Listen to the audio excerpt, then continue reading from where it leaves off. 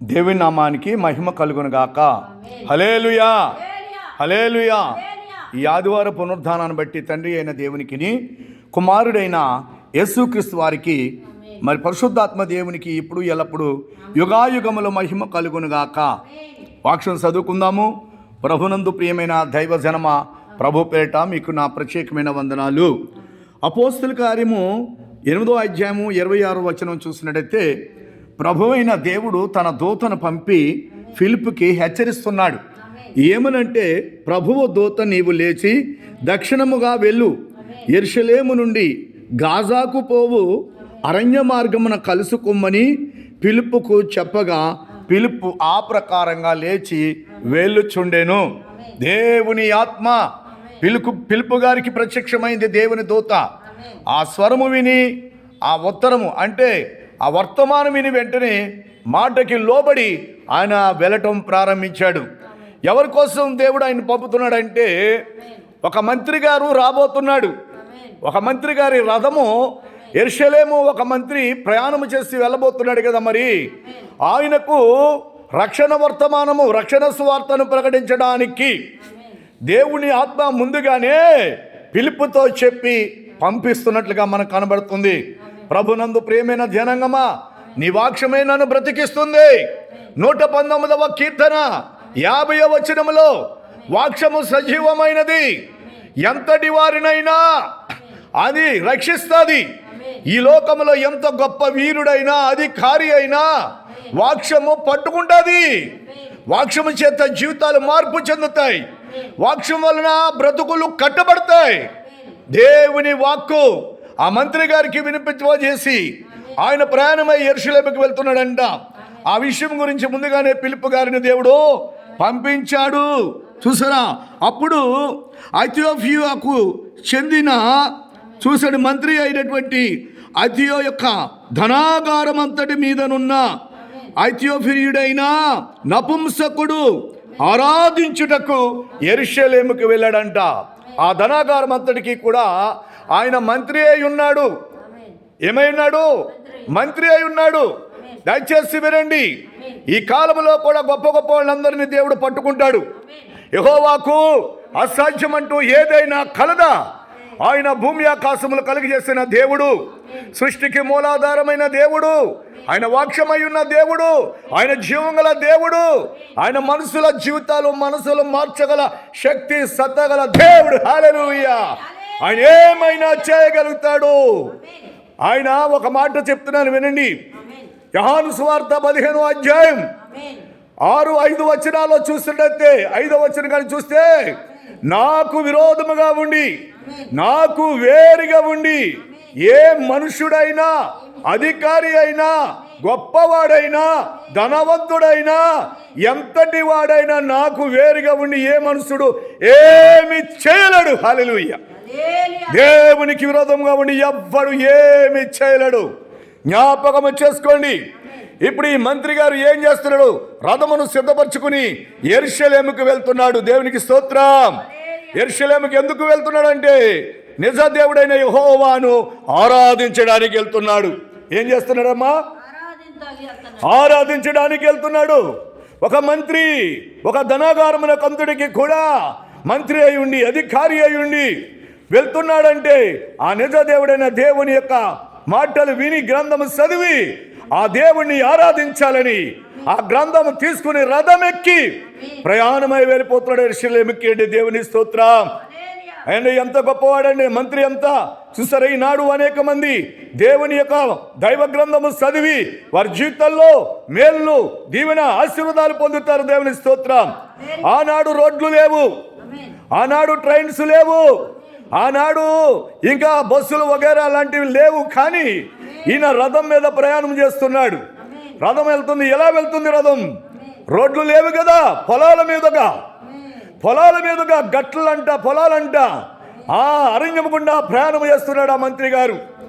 రథం వెళ్తుంది, ప్రయాణం చేసి వెళ్ళిపోతున్నాడు. కారణం ఎక్కడికి వెళ్తున్నాడు? దేవుణ్ణి ఆరాధించడానికి వెళ్తున్నారు. ఈనాడు మందిరంకి రండి, మరి ఆరాధిందాము, ఆదివారము ఆరాధనకి రండి అని పిలుస్తుంటే, అయ్యా దూరం అయిపోయింది మాకు, మేము రాలేకపోతున్నాము, ఇలాంటి మాటలు చెప్తున్నారు. మరి ఇక్కడ చూస్తే అపోస్తుల కార్యం 8వ అధ్యాయంలో మీరు వాక్యం చదువుకోండి. 8వ అధ్యాయం 26వ వచనములో ఆయన వెళ్తున్నాడు. నపుంసకుడు అధిపతి అంటే ధనాగారం అంతటికి కూడా అధిపతి అయిన వాడు. ఆయన సాక్షాత్తు ఒక మంత్రి. ఆ మంత్రి గారు రథం మీద ప్రయాణం చేసడానికి చాలా దూరం, ఎన్నో వందల కిలోమీటర్లు తెలుసా, 30 రోజులు అంటే నెల రోజులకి చేరుకున్నాడండి యెరూషలేంకి. నెల రోజులు ప్రయాణం చేశాడు ఒక మంత్రి. నెల రోజులు ప్రయాణం చేశాడు ఒక మంత్రి. ఎందుకు ప్రయాణం చేశాడో తెలుసా? భీకరమైన కార్యాలు చేయడానికి వెళ్ళలేదు, నిజ దేవుణ్ణి ఆరాధించడానికి వెళ్ళాడు. నాకు ఈ స్థితి కలిగజేసిన వాడవు నీవే, కాబట్టి నేను నిన్ను ఆరాధిస్తాను, నిన్ను తెలుసుకుంటాను. ఒక నరుడిగా, ఒక అధిపతిగా, ఒక మంత్రిగా నేను వెళ్ళి ఆ ప్రభుని ఆరాధించాలని ఆశతో పట్టుదల కలిగి రథం మీద ప్రయాణం చేసి 30 రోజుల నుంచి మించు నెల దాటి ప్రయాణం చేశాడు. హల్లెలూయా. వెళ్ళి ప్రభును ఆరాధించుకుని తిరిగి వచ్చేస్తున్నాడంట. ఆయన తిరిగి వచ్చేస్తుంటే ప్రభువు ఫిలిప్పు గారికి చెప్పాడు కదా, ఫిలిప్పు ఆయనను కలుసుకున్నాడు. ఆయన వస్తూ ఉండగా రథములో పరిశుద్ధ దేవుని గ్రంథం చదవటం మొదలు పెట్టాడు. ఈనాడు చాలా మంది గొప్ప గొప్ప వాళ్ళు ఏసీ కారులో, ఫ్లైట్లో, హెలికాప్టర్లో తిరుగుతూ ఉంటారే. కానీ నేను చెప్తున్నాను, మన రాజశేఖర్ రెడ్డి గారు కూడా ఎక్కడికి ప్రయాణం చేస్తున్నా బైబిల్ వాక్యం చదువుతూ వెళ్ళేవారు. ఈవేళ అనేక మంది మంత్రులు, ముఖ్యమంత్రులు బైబిల్ చదువుతున్నారు. మరి మన ముఖ్యమంత్రి గారైనటువంటి చంద్రబాబు గారు కూడా బైబిల్ చదివారు, ఆయన కూడా చదువుతున్నారు.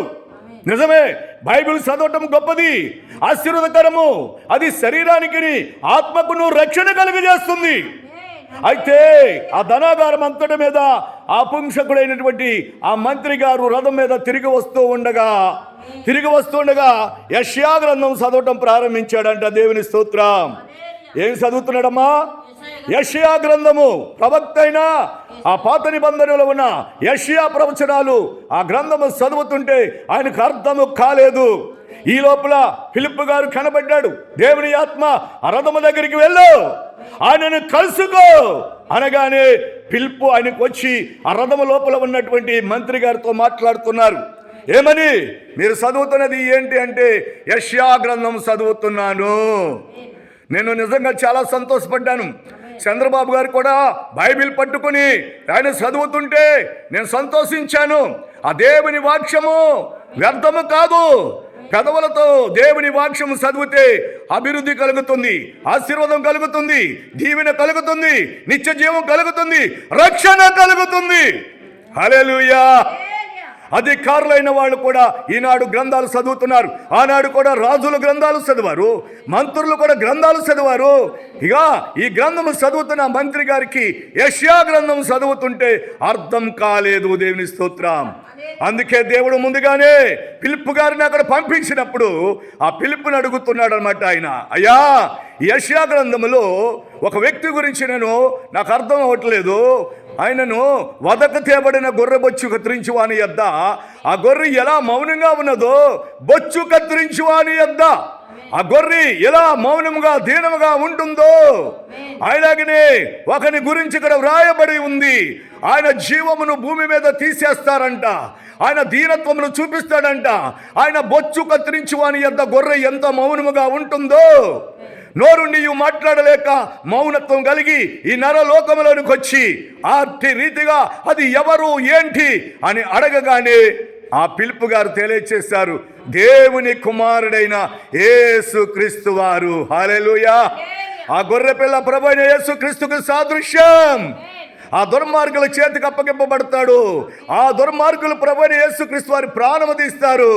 ఆయన లోకములో అనేకుల కొరకు మాట్లాడగలకుండా మౌనత్వం కలిగి, సహనము కలిగి, ప్రేమ కలిగి, దీనత్వం కలిగి, క్రోధము చూపించకుండా, మూర్ఖత్వం చూపించకుండా, ఉగ్రత చూపించకుండా ఆయన ఉగ్రత పాలు చేయడానికి రాలేదు, రక్షించడానికి వచ్చాడు. ఆ గొర్రెపిల్ల యేసు ప్రభుకు సాదృశ్యంగా ఉందని ఫిలిప్పు గారు చెప్పగానే అర్థం చేసుకున్నాడు. ఆయన అంటాడు, ఆ మంత్రి, అయ్యా, నేను గ్రంథము చదువుతున్నాను కానీ ఒకడు నాకు త్రోవ చూపించకపోతే ఎలా తెలుస్తుంది? అదేనండి, ఈనాడు సేవకులైనా, సువార్థికులైనా, అనేక మంది ప్రార్థనాపరులైనా దైవ మర్మము తెలియచేయటానికే అనేకులకు తయారుపరిచే ఆ పరలోక జ్ఞానం దేవుడు వారికి ఇచ్చి ఉన్నాడు. కాబట్టి బైబిల్ అయినా దేవుని వాక్యమైనా ఇది మతము కాదు, మత వ్యాప్తి కాదు. అసలు ప్రభువు మతం గురించి అక్కడ మాట్లాడలేడు. క్రైస్తవత్వం ఒక మతం కాదు. ప్రతి మనిషికి కూడా ముక్తికి మార్గం కావాలి, నిత్య జీవానికి మార్గం కావాలి. పాప క్షమాపణ, పాప విముక్తి కలగటానికి ఏం చేస్తే మన పితరుల నాటి పాపం, మన పాపం పూర్వ దోషములు విముక్తి కలుగుతాయో ఆ మర్మమును తెలియజేయటే పరిశుద్ధ దేవుని బైబిల్. మోక్షానికి మార్గం. అది ఆ మంత్రి గారికి చెప్పినప్పుడు ఆ ముగ్గురు కలిసి మరలా రథం మీద వచ్చేస్తూ ఉండగా వెంటనే వాక్యం విన్నటువంటి అధికారి ఆ మంత్రి గారి హృదయం మార్పు చెందింది. వాక్యము వలన మర్మం తెలిసిందే. అతడు అంటున్నాడు, నేను రక్షణ పొందాలి, పరివర్తనం, మారు మనసు వచ్చింది. దేవుని స్తోత్రం కలిగిన గాక. ఈనాడు మారు మనసు లేక అనేకులు నశించిపోతున్నారు. ప్రతి మనిషికి మారు మనసు కావాలి, పాప క్షమాపణ కావాలి. పాప క్షమాపణ నిమిత్తం ఏం చేస్తే పాప క్షమాపణ ఏమిటి? దేని వలన ఒక పాపి అయిన మానవుడికి, దుర్మార్గుడైన మనిషికి మారు మనసు వస్తుందో తెలుసా? ధనమును బట్టి, బంగారాన్ని బట్టి, ఆస్తుని బట్టి, ఇక పదవులను బట్టి, సింహాసనం బట్టి మానవుడికి రక్షణ కలగదు. హల్లెలూయా. వాక్యము వలనే మనిషికి రక్షణ కలుగుతుంది. ఆయన అంటున్నాడు, అయ్యో నీళ్ళు అక్కడ కనబడుతున్నాయి ఫిలిప్ గారు, నాకు బాప్తిస్మం ఇవ్వడానికి ఆటంకం ఏమైనా ఉందా అంటే, అయ్యా నువ్వు పూర్ణ మనసుతో నమ్ముతున్నావా, నీకు పూర్ణ అంగీకారమేనా అని అడిగినప్పుడు, అవును నేను చదివిన ఈ వాక్యం నాకు మారు మనసు కలిగింది, నేను రక్షణ పొందాలి అనుకుంటున్నాను, నాకు బాప్తిస్మం ఇమ్మని అడగగా ఫిలిప్ గారు మంత్రి అయినటువంటి ఆయనకి రథము దిగి వాడు వెళ్ళి అక్కడ బాప్తిస్మం ఇచ్చారు ఆ నీటిలో. వెంటనే బాప్తిస్మం, వెంటనే రక్షణ కలిగింది. ఆ తర్వాత దేవుని ఆత్మ బాప్తిస్మం ఇచ్చిన ఫిలిప్ గారిని ఆత్మ కొనుపోబడింది. దేవునికి స్తోత్రం కలిగిన గాక. ప్రభునందు ప్రియమైనటువంటి అధికారులైన, తమ్ముళ్ళైన, అన్నలైన, తల్లిలైన యావత్తు జనాంగమా, మనమందరము ఒక తండ్రి బిడ్డలేము, మనమందరము మనుషులమే, వ్యత్యాసములేమీ లేవు. మనం ఒకరినొకరు ప్రేమించుకోవాలి, ప్రేమ చూపాలి, ఒకరికొకరు సహకరించాలి. కాబట్టి బైబిల్ గ్రంథం మనిషికి రక్షణ ఇస్తుంది, మారు మనస్సును ఇస్తుంది. ఎంతమంది త్రాగుబోతులు మారారండి వాక్యం వలన. దుర్మార్గులు మారారు, తాగుబోతులు మారారు, అహంకారులు మారారు, భయంకరమైన తాంత్రికులు మారారు, ఘోరాతి ఘోరమైన దోషకులు మారారు, వ్యభిచారులు మారారు, దొంగలు మారారు. బైబిల్ గ్రంథం వలన ప్రపంచ దేశం అంతా తిరగండి, ప్రతి ఇంటికి వెళ్ళండి, మీరు అడగండి. ఈ శిలువ ప్రార్థన, ఈ పరిశుద్ధ గ్రంథం మీ అంతటా మీరే మారారా, లేకపోతే వారు మీకు ధనమిచ్చి మిమ్మల్ని బలపరిచి మిమ్మల్ని మాయ చేసి మీకు క్రైస్తవంలోకి నడిపించారా అని వెళ్ళి అడగండి. ప్రతి ఇంటికి అడగండి. ప్రభువు నమ్ముకున్న ఇళ్ళు మీకే సాక్ష్యం చెప్తాయో. డబ్బు ఇస్తే రక్షణ పొందడం కాదు. క్రైస్తవత్వం అంటే మారు మనసు రక్షణ, పరిశుద్ధ జీవితం, యథార్థమైన బ్రతుకు బ్రతకాలి, శ్రమల గుండా ప్రయాణము చేయాలి, సత్యమును పలకాలి, యథార్థమైన జీవితం. క్రైస్తవత్వం చాలా కఠినము, చాలా భయంకరము. ఊరికే క్రైస్తవత్వంలోకి వచ్చి మతం పొందండి అని చెప్పడం గొప్పతనం కాదండి. ఎవరు గమ్మున రాలేరు. క్రైస్తవత్వం అంటే సుఖము, సంతోషము, ఆనందము, గొప్పతనము, గౌరవము ఏంటంటో అనుకుంటున్నారా? శ్రమల గుండా ప్రయాణము చేయాలి. సత్యమైన ప్రవర్తన మనలో ఉండాలి.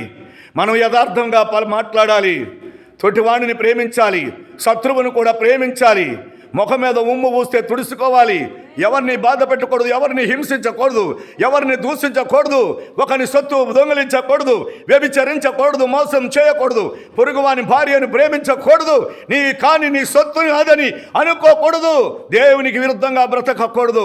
యథార్థమైన జీవితం, సత్యమైన బ్రతుకు, పరిశుద్ధమైన ప్రవర్తన. హల్లెలూయా. అదే క్రైస్తవత్వం. ఈ క్రైస్తవత్వంలోనికి రావటం అంటే ఏదో వేళాకోళం కాదు, ఈజీగా చాలా మంది అంటున్నారు క్రైస్తత్వంలోనికి మత మార్పిడి. తప్పు. మత మార్పిడి కాదు. క్రైస్తవత్వం నేను చెప్తున్నాను చాలా భయంకరమైనది. అందులో అడుగుపెట్టిన వాడికి శ్రమలు, బాధలు, అవమానాలు, నిందలు, కష్టాలు, వేదన కలుగుతాయి. కానీ ఆత్మకు రక్షణ కలుగుతుంది, పాప క్షమాపణ కలుగుతుంది. మానవులు పాపంలోనే ఉండి చనిపోతే శిక్ష దండన తప్పదు. కత్తి మనిషికి శిక్ష దండన ఉంది. భూమి మీద బ్రతుకుతున్న మానవులమైన మనము ఎంత గొప్ప వాళ్ళమైనా, ఎంత అధికారి అయినా, కేవలం సృష్టికర్త దేవుడు నీకు పుట్టిస్తేనే నువ్వు మనిషివైనా, రాజువైనా, అధికారివైనా, గొప్పవాడైనా ఈ ప్రపంచంలో మనుషులందరూ పాపులే. పాపము నుండి విముక్తి చేయటానికి ఆ దేవుని కుమారుడైన యేసుక్రీస్తు వారి లోకానికి వచ్చాడు. మనము పాపములోనే ఉండి చనిపోతే ఆత్మకు శిక్ష దండన తప్పదు. ఆ శిక్ష దండ నుండి తప్పించుకోవటానికే బైబిల్, పరిశుద్ధ గ్రంథం, దేవుని వాక్యం మనుషులను పట్టుకుంటుంది, స్థితిగతులను మారుస్తుంది, రక్షణ ఇస్తుంది, ప్రేమను కలుగజేస్తుంది, అందరూ ఒకే మనసుని ప్రేమించే భావాన్ని కలిగిస్తుంది, పరిశుద్ధ జీవితాన్ని కలిగిస్తుంది. కాబట్టి వాక్యమును విని తెలుసుకోమని మరి రోజున ఈ వాక్యము చేత ప్రభు మనల్ని ఆదరించి సంరక్షించి మహిమగల రాజ్యంలో మనమందరము ఉందాంగాక.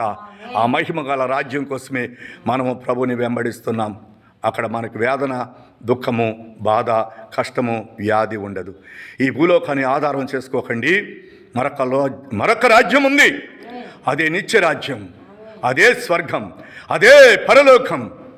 అది ప్రభువు ఆ పరలోకమునకు రాజు అయి ఉన్నాడు, రాజాతి రాజు, ప్రభులకు ప్రభువో, నిత్యుడగు తండ్రి, సమాధానాధిపతి.